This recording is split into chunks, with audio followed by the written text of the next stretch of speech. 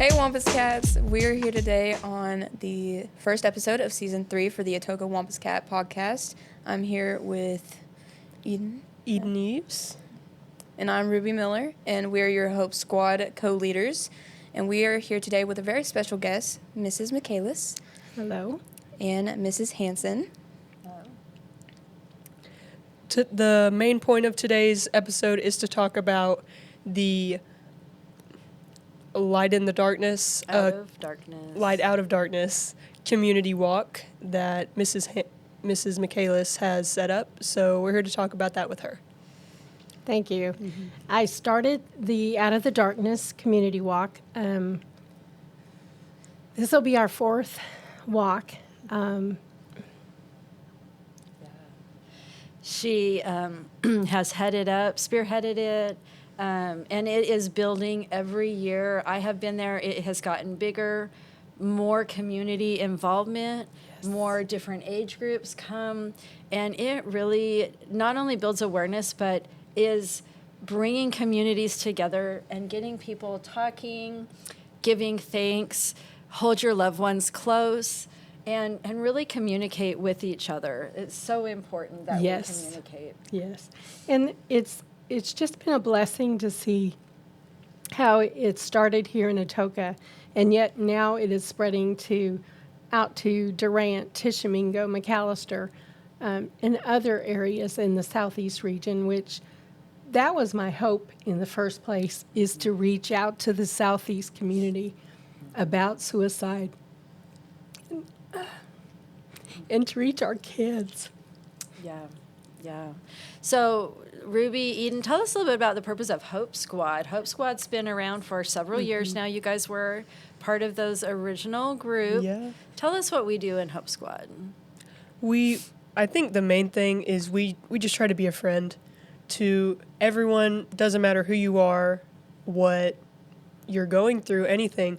We try to be there for anyone, and I think that's not something that should be limited to Hope Squad. We should just strive to be like that in our everyday lives, because like Miss Hansen was saying something earlier, it can take 5 seconds out of your day to pick something up for someone, hold the door, just give someone a smile in the hallway or something like that, and it can really change their day.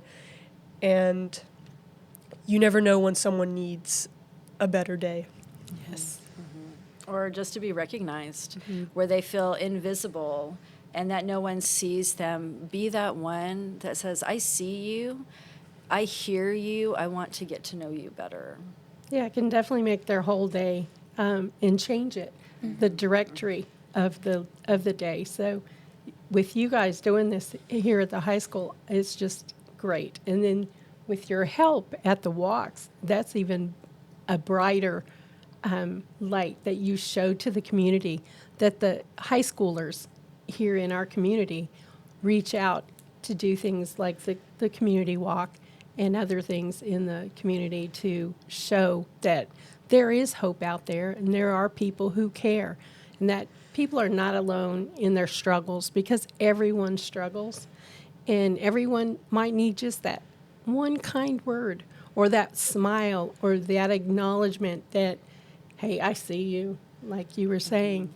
So, and that's what the community walk is about, is reaching out to the community and helping those who are struggling, those who have dealt and been affected by suicide.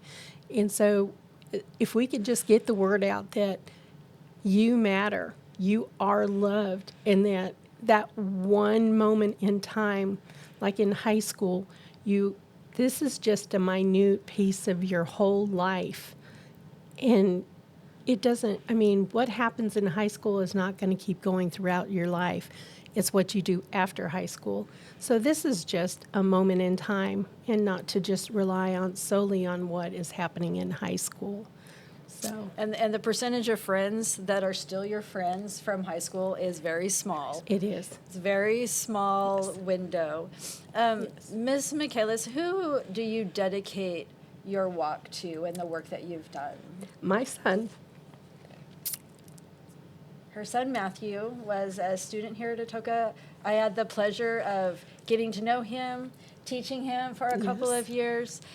Mine is dedicated to my nephew Colby, who was in the military, and unfortunately we have lost him. Ruby and Eden, tell us a little bit about some of the activities that Hope Squad does throughout the year that help build the Atoka community. So one of the things that we do is a kindness week in kind of Valentine's. Yes, around Valentine's Day to just kind of spread awareness and spread kindness, because kindness costs nothing. So it's important that we take that week and just dedicate it to just everybody here at the school and spreading it to others. And we do different activities throughout that week. Like sometimes we do theme days where it'll be, wear pink this day, or wear hearts. And sometimes we'll have hot chocolate during lunch, or just a little table with bracelets, or just Contests. Yeah. Yeah. just spreading awareness and spreading kindness that week. What else, Ruby? Or Eden, sorry. What else can you think of that we are part of? Well, we try to keep positive posters on the hallways. So we usually enlist the art department's help, or I'm not a very good artist myself, but I've tried. And we just try to keep just positive messages, because we're both students. High school can be a drag. And it has its moments. There's days I'm like, wow, today was a really good day. But sometimes just being somewhere for 8 hours is just so tiring. And it's especially tiring if you don't have someone to lean on. So a positive message, even if it's just something printed on the wall, is always nice. And I wanted to, your art department through the last 3 years has been amazing in support. They have created posters for the walk, which we put around the complex, and people just love seeing those posters and just the positiveness from the posters from high schoolers. And we thank you for that, and we just hope that continues. And it doesn't matter if you're in this high school or any other high school or the elementary school or whatever. If you want to create a poster for the walk, I would gladly put it up there on that complex Yeah. fence. Ruby has spearheaded a very special project since she started in Hope Squad, and I'd like her just to take a few minutes to talk about being an upstander. What does that mean, Ruby? So being an upstander is just kind of sticking by people and sticking up for people, because we see a lot of times nowadays, especially with bullying, it's there's just so much of it and stuff that you don't even hardly notice, because it can be through people's words, through actions, and just anything. Social media even is a big one nowadays. But being an upstander is lots of people just stand idly by and just watch, which can also be known as a bystander. But somebody who's an upstander stands up for the right thing and protects and helps, and even then is still there for those, even if they don't really know them, they're there to be a support and help them through what they're going through, and just being there to listen sometimes. And that's kind of something that I've been working on for the past 3 years now. And I've been wanting to take it more kind of a little to the next level through taking it to the middle school, because that's where a lot of transition happens. And on Facebook, for sure, there's been a lot of posts about how the middle matters, and it truly, truly does, because there's so much transition, there's lots of newness, and you have people coming in from other schools, you have just so much different stuff happening, and it's just important that we take it not only to middle school but to elementary, even sharing it with our high schoolers, of course, and then possibly even taking it further to other schools, because Atoka's not the only place that has it. So. And it's so easy to spread kindness. One of my favorite projects in my classes is we do a positivity campaign. Leave a positive post on social media.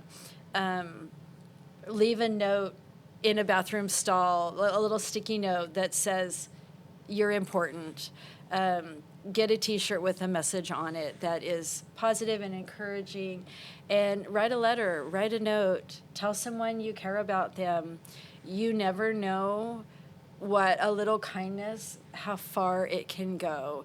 That pay it forward is real and alive, and we want it alive here at Atoka Community. Ms. McKellis, tell us, when is the walk and how can we be a part of it? Okay, the walk is September 13th. It's an evening walk. We start registration at 7, and then we start the walk at 8. During the time between 7 and 8, there are booths there.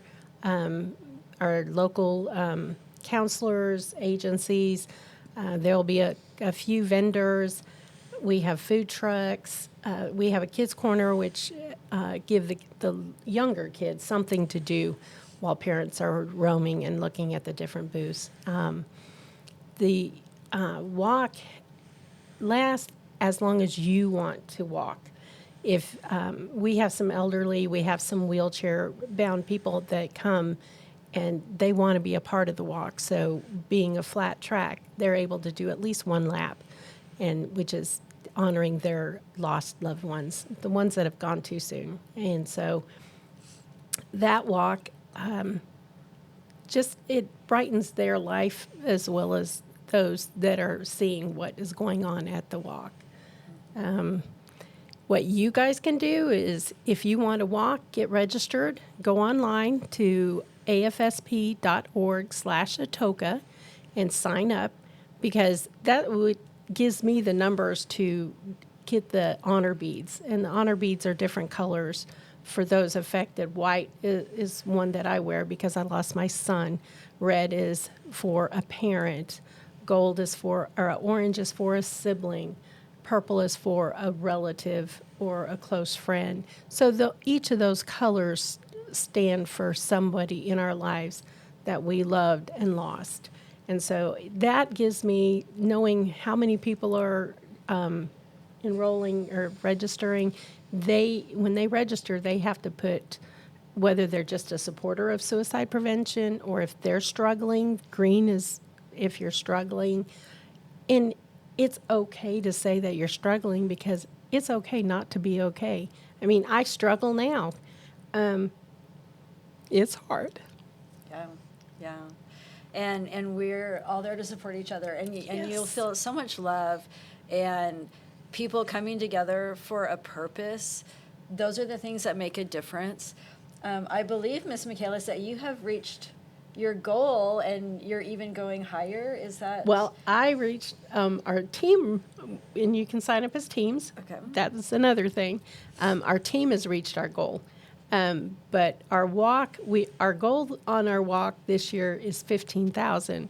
We're halfway there. We're at 8,000. We're over 8,000 right now. So we're hoping to get to 15,000, but half of that money will stay in Oklahoma, which that is what my goal being 15, that means 7,500 stays in Oklahoma to do outreach to the schools. If the school needs training on suicide prevention, they can contact AFSP, American Foundation for Suicide Prevention, for those that don't know the acronym. But they're able to reach out to AFSP, get training on suicide prevention as far as the signs of suicide. And no, there's not always a sign that that individual is going to do that. But we can at least be aware, a little bit more aware of what we're looking for. So AFSP brings a lot of training. There's a program called Talk Saves Lives, and I would love to see more high schools get involved in the Talk Saves Lives, because that's where we need to get it started as far as helping our high school students. And being prior middle school teacher, even our middle school kids, because that, like you said, that transition, getting to know people from other schools coming in, and everybody is, and I hate to say this, trying to create a hierarchy once they get into middle school, and trying to transition to high school as well. But anyway, Yeah. I'm And hoping it'll. Yeah, you help. may have noticed we have a buddy bench that was part of this. They brought in and set it up. And so if you haven't noticed it, take a look, have a seat, sit with a friend, or make a new friend, invite them to sit with you. One thing that Hope Squad, we're trained to be aware and watching for students that maybe are having a crisis, maybe they're struggling, to be a listening ear, to say, do you need someone to talk to? Let me take you to someone that can listen and help. Because sometimes you just need a friend to walk with you through a journey that you're going through. We have a few minutes. Ian, do you have anything you'd like to add? I guess the main thing we're talking about trying to get more students more involved in middle school and high school, but since I'm in high school, I guess I'm mainly thinking about high school. Just, we're all teenagers. We don't really have, most teenagers don't have a sense of embarrassment. So what's the harm in walking up to someone that's sitting by themselves and starting a conversation? What's the harm in trying to make a new friend? You either made a new friend or you didn't, and now you know. And just, I wish more people would just be like that. Take that first step. Yes. Ribby, how about you? I think it's important for us as high schoolers to be bold and take that next step, because I know throughout high school there's just so much emotions, there's lots of struggles, and just everybody has different personalities, and sometimes even anxiety can hold people back, but it's, at the same time, that might be what that person needs. It might be what you need, and not even realizing it. Like Eden said, you might have made a friend, you might not have, but it's us being bold and taking that next step that can truly trigger something a lot more beautiful than what's going on inside. Ms. McKelson, what would you like to add? I do want to say that if you don't have someone that you can talk to and you need to reach out, 988 is the number to remember. That is a counselor on the other end who will listen to you, and they have no clue who you are, so it's anonymous. But if you really just struggling with decisions, I mean, teenagers especially, you just don't understand what life is dealing you. Go ahead, call 988. That person is listening, and if you ask for help, as far as can you help me, they will help you. So it's not just the crisis suicide hotline. It's also, anxiety. If you have that, call them and just say, hey, I'm struggling with this.